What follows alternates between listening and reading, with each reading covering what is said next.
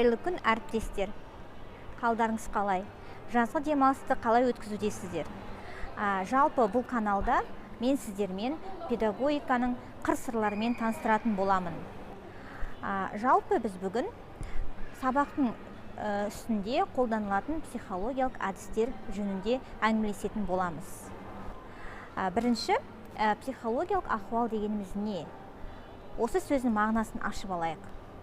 Психологиялық ахуал дегеніміз белгілі бір ұжымның ішіндегі белгілі бір адамдардың көңіл күйі, қарым-қатынасы және атмосферасын білдіретін психологиялық ұғым. Психологиялық ахуал әдістері не үшін керек? Сабақ үстінде оқушы шаршап отырған кезде, көңіл күйі болмай отырған кезде кейбір оқушылардың зейіні бөлініп отырады. Міне осындай жағдайларда осы психологиялық ахуалды қолданып кетсеңіз, сіз үшін өте тиімді болады және тез арада сабаққа қарай оқушының назарын аударта аласыз. Менің беретін сіздерге кеңесім, көбінесе психологиялық ахуал әдістерін балалармен, балаларға қатысты жағдайлармен ұйымдастырсаңыз өте тиімді болады, өте қызықты болады.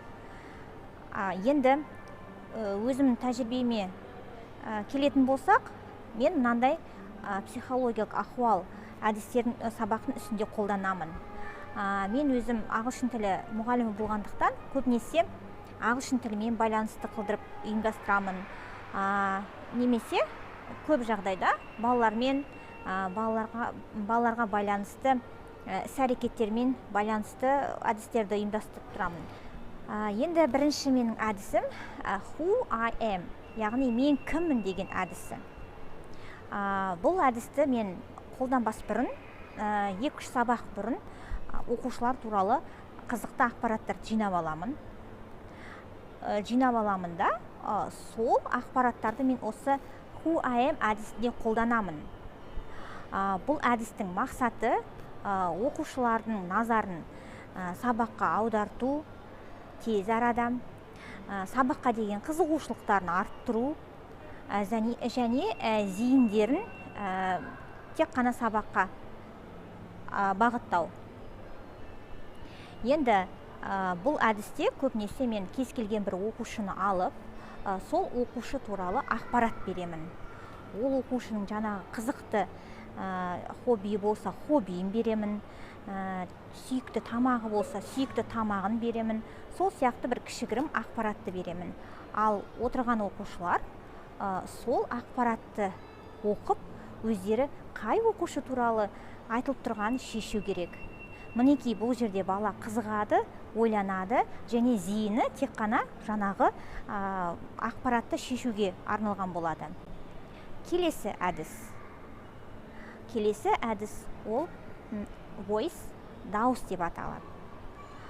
Бұл әдісте де мен кез келген бір оқушының дауысын жазып аламын, білдіртпей 2-3 сабақ бұрын, немесе өздеріне сабақ беретін мұғалімдердің дауысын жазып аламын. Сосын соны мен аудио ретінде қолданамын. Ал оқушылар кімнің дауысы екенін шешу керек. Мінекей бұл жерде де баланың зейіні тек қана осы voice деген әдісте болады. Келесі әдісім менің суреттер сөйлейді. Бұл әдістің мақсаты қызығушылықтарын, өздерінің шығармашылықтарын, ойлау қабілеттерін дамыту. Кез келген бір оқушыға байланысты ақпаратты жинадым дедім ғой, соған байланысты суреттерді қоямын. Мүмкін ол футболдың суреті болуы мүмкін. Мүмкін ол ұнатпайтын сүттің суреті болуы мүмкін, былайынан таңба салынған.